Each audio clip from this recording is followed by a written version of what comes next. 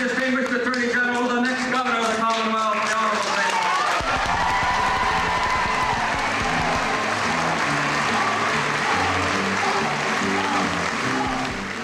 Without a doubt, Marshall Coleman's rise to the top of his party has been swift. His political career began just 9 years ago with his election to the General Assembly. 3 years later, he won promotion to the state Senate. And before even serving out that term, Coleman in 1977 became the first Republican Attorney General since Reconstruction. Like him or not, his success rate has been uncanny. Coleman traces his interest in politics to his early days in Stanton and Waynesboro. It's fair to say that when I was growing up in a small Virginia town, there was a man down the street from me on city council. There was a man that went to our church that was in the House of Delegates, and these were people that everyone admired. And it was regarded in Virginia that politics should be everybody's part-time profession.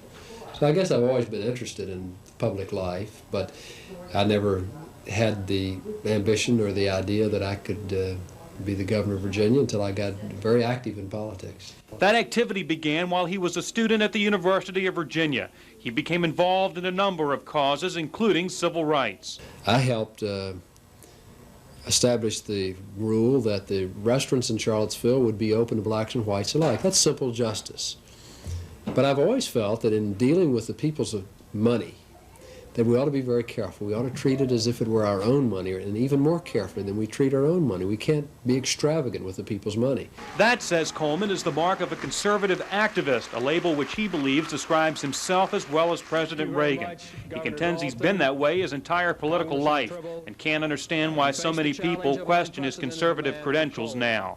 But that is exactly the issue that has kept Marshall Coleman from being a front runner in this election.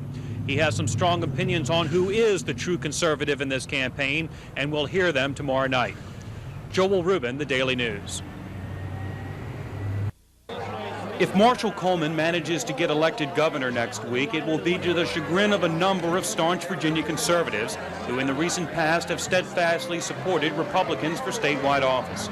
Coleman to them is a latter-day conservative who can't be trusted to carry on the tradition of Byrd, Godwin, and Dalton. Chuck Robb, they believe, can. But Coleman does not buy the argument that Robb is a truer conservative than he. Well, let me ask you, how can you be a conservative and be for the D.C. voting amendment? How can you be a conservative and be for postcard registration? How can you, in the course of the campaign, switch your position on the voting rights as it appeals to the groups that you're talking to and be a conservative? How can you be against the president's tax cut and be a conservative? I mean, the issues that he's for are the litmus test issues of a liberal. Coleman accuses Robb of saying one thing to liberals and another to conservatives. I mean, I think you ought to have one speech to Virginia. It ought to be the same to everybody. Mine's the same to whoever I'm talking to. His is quite different. Coleman has tried to tie Robb to the Great Society, the program of his father-in-law, Lyndon Johnson. Robb claims he had nothing to do with that era. If so, says Coleman, then why bring Lady Bird Johnson into Virginia to campaign? He wouldn't have been heard of if it had not been for the Great Society. I don't know why he's so embarrassed by it. He supported all the liberal Democratic candidates, Emil Zumwalt, Henry Howe, Jimmy Carter again, and I'm sure he'll be supporting Teddy Kennedy in 1984. Political surveys show that the Johnson connection is hurting Robb, but whether it's helping Coleman enough to win is something we probably won't know until the votes are counted. Joel Rubin, The Daily News.